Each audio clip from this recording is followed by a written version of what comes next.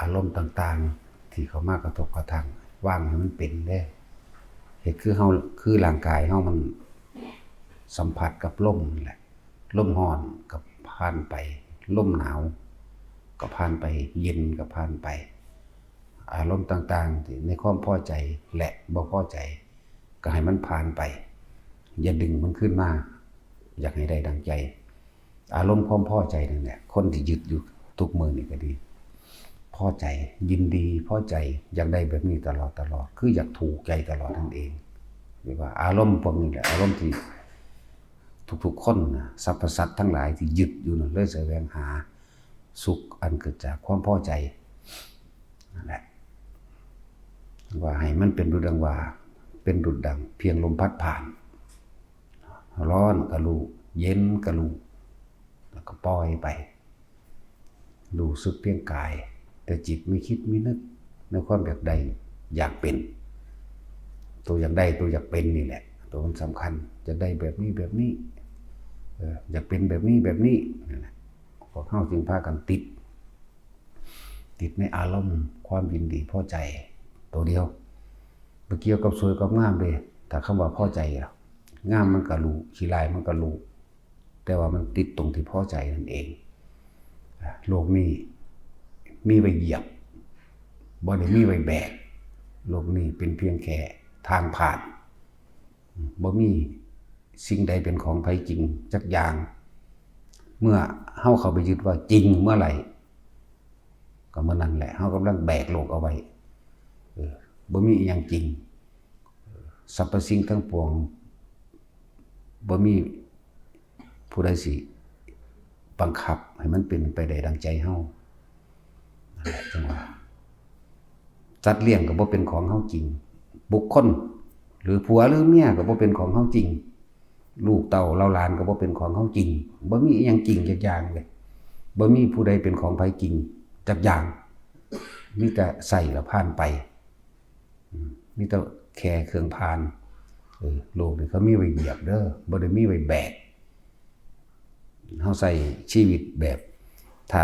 ภายในความคิดของเฮาเองความรู้สึกของเฮาเองนะที่เฮามีความรู้สึกคนที่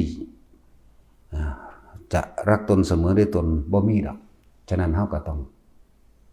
ไม่ทำร้ายผู้อื่นเหมือนกันนั่นแหละรักใดที่จะเสมอรักด้วยรักตนบ่มีฉะนั้นเฮาก็ต้องเหมือนกันเราจะไม่ทำร้ายผู้อื่นเพราะผู้อื่นเขาก็รักตนเหมือนเช่นเราจึงไม่ทำร้ายเบียดให้ผู้ใดผู้หนึ่งเสียชีวิตและทรัพย์สินตลอดคนละสัตว์ทั้งมนุษย์และอมนุษย์ในความคิดในจิตหนึ่งบ่เคยมีความคิดสิไปเบียดเบียนสิไปทำลายสิไปยึดสิไปเอาสิไปเป็นอย่างจักอย่างนั่นน่ะมันบ่มีความกังวลมันบ่มีทุกข์มันบ่มีร้อนบาปก็บ่ติดในใจบาปก็คือเร่าร้อนกระวนกระวายบาปนี่แหละบาปแปลภาษาเฮาง่ายๆโลดเร่าร้อนกระวนกระวาย เป็นห่วงกังวลนี่แหละบาปกังวลเพราะอยากได้กังวลเพราะอยากเป็นกังวลเพราะอยากได้ดังใจ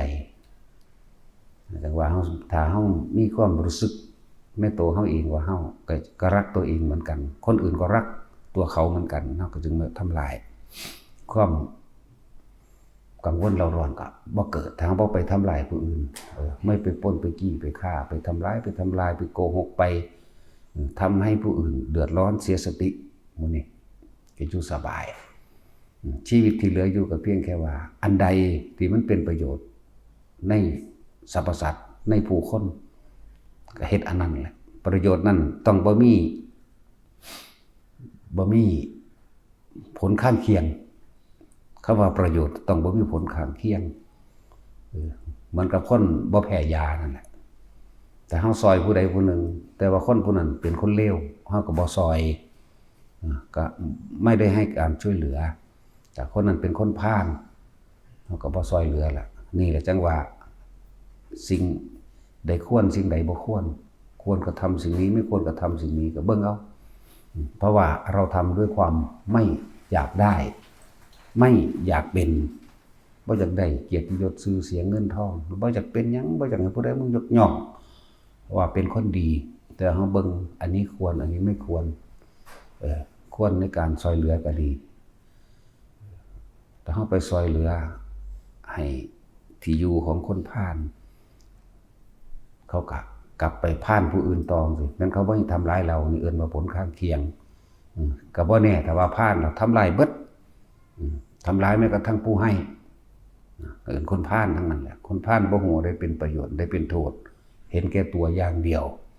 พาลเห็นแก่ตัวอย่างเขามีชื่อเสียงกว่าจังซี่ก็ทำลายคนเด้คนพาลอย่างเขาได้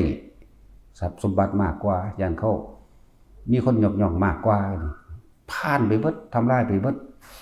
บ่จักว่าอันใดเป็นโทษเป็นประโยชน์สิ่งที่เขากระทำลงไปที่คนดีคนสร้างประโยชน์ทำลงไปนั่นคนพาลบ่ได้รู้จักประโยชน์รู้จักแต่ว่ากูต้องได้กูต้องได้ทำลายแต่กูบ่ได้ล่ะกูหาวิธีทำลายนั่นก็เอิ้นว่าพาลเห็นแก่ตัวมันบ่ได้รักตัวมันเองเด้มันเอาแก่ให้ถูกต้องอารมณ์มันเองเวลามันเป็นเองมันสิโทษนั่นโทษนี่โวยวายเด้นั่นแหละจังว่าเฮาสิพิจารณาในตัวเองนั่นแหละ อันใดที่เป็นประโยชน์กับคนกับโลกมนุษย์กับโลกกับพวกต้นไม้สายน้ำอย่างต่างๆน้ำเฮาก็พึ่งบำรุงรักษาไว้บ่ทำลายให้เน่าเสียผลเสียผลข้างเคียงก็เป็นปลาเป็นพืชท่านได้อาหารอยู่ในน้ำเสียจังซี่ถ้าเฮาปลูกต้นไม้จังซี่ก็เป็นต้นไม้ที่ให้อากาศแก่โลกให้ความชุ่มเย็นเป็นแหล่งอาหารเป็นแหล่งพลังงานต้นไม้นี่เป็นหัวใจของโลกฝนสิตกได้ก็เพราะอาศัยต้นไม้ต้นไม้ก็อาศัยน้ำนั่นแหละไม่มีที่ใดขังน้ำได้มากยิ่งกว่าท้องฟ้าแต่ฟ้าจะไม่เทน้ำลงมาหากไม่ได้ไออุ่นจากพื้นดินคือต้นไม้นั่นแหละเหมือนกับคนเฮานั่นแหละถ้าเฮาบ่คิดอยากได้อยากดีอยากมีอยากเป็นใดๆทั้งสิ้นในความคำว่าโลภนั่นแหละคำว่าอยากได้ของผู้อื่นโดยการทำร้ายรังแกเบียดเบียนข่มเหงเอาเฮาก็จะไปทุกข์ร้อนอีหยังฝนสิบ่ตกลงมาน้ำสิบ่ตกจากฟ้าถ้าอากาศในพื้นดินน้ำบ่ให้ไอระเหยต้นไม้บ่ได้ความอากาศที่ดีฝนก็บ่ตกคนถ้าบ่คิดในความอยากได้และอยากเป็นก็บ่เกิดเท่านี้นั่นแหละจึงบอกว่าทุกอย่างเป็นเพียงแค่ลมพัดผ่านร้อนรู้ไม่ได้รังเกียจไม่ได้ผลักไสความร้อนก็หาวิธีแก้เอาในตนเองอบอุ่นพอดีก็ไม่ได้ยึด